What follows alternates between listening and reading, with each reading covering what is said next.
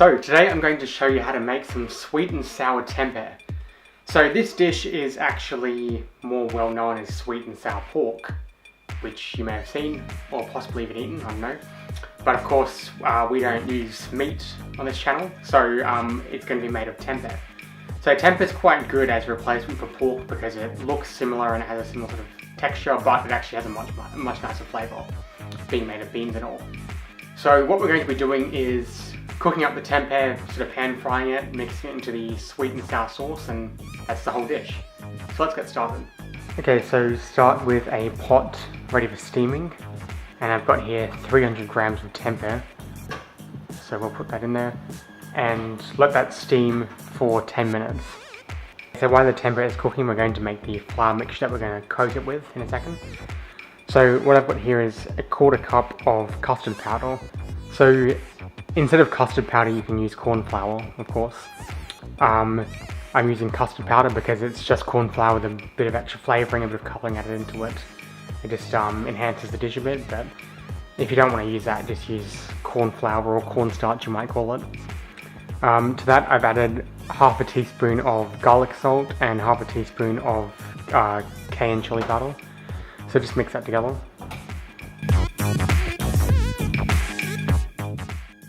Okay, so that's 10 minutes on the tempeh here, so that's pretty much almost finished cooking. So what we're going to do now is cut this into chunks.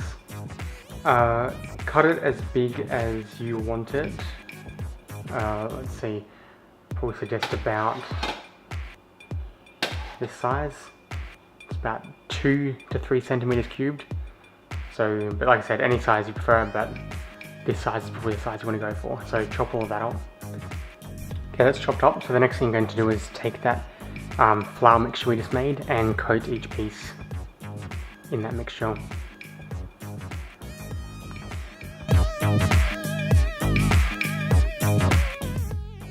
Okay, so that's done. As you can see, the custard powder gives it a nice orangey sort of colour to it. So what we're going to do now is cook that in the pan. So I've got a pan here on about a medium heat, medium to medium high heat. So put in about 1 to 2 tablespoons of oil. Any sort of oil is fine. Do it, okay. And put all the tempeh in.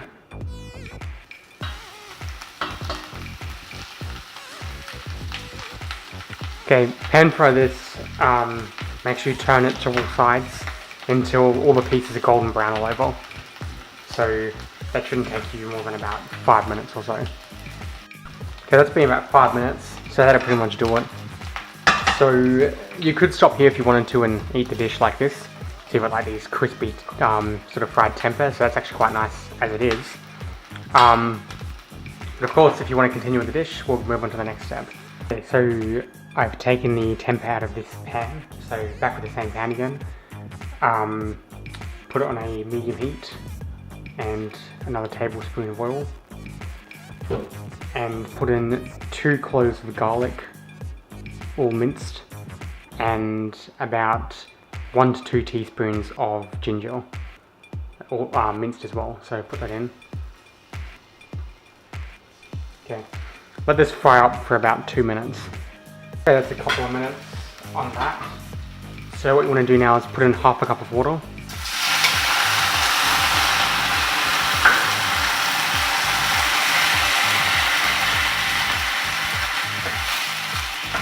Add in a pinch of salt.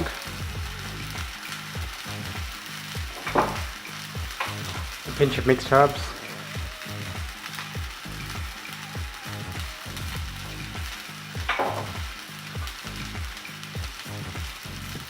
Alright, 2 tablespoons of soy sauce.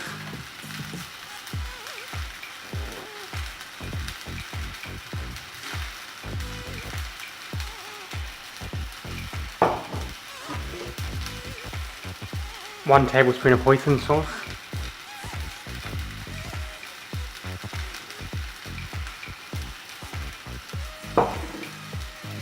Two tablespoons of tomato sauce.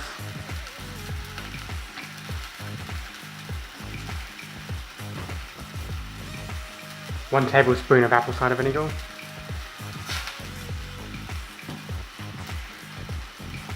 and about half a tablespoon of maple syrup.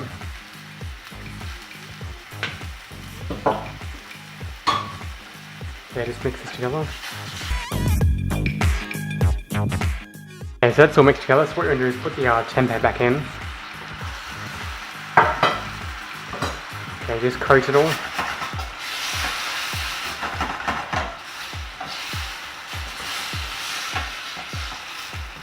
Okay, what you want to do now is cover this and turn it down to a low heat and let that simmer for about 5 minutes. Okay, so there is the finished dish here. You can see I've got the chunks here in the sauce on the side. Put a bit of sticky rice with it and some just some greens of any sort. This is capsicum. You can serve this any way you like to eat sort of stuff. I mean, some people like it with the sticky rice, some people like it just with the greens. Or a few alternatives, you could use it on a sort of like a sandwich maybe. Would go quite good. So really it's open to interpretation how you eat it, because it is very versatile, because it's fairly dry sort of sauce. It's not going to run everywhere, so you can use it on a lot of things.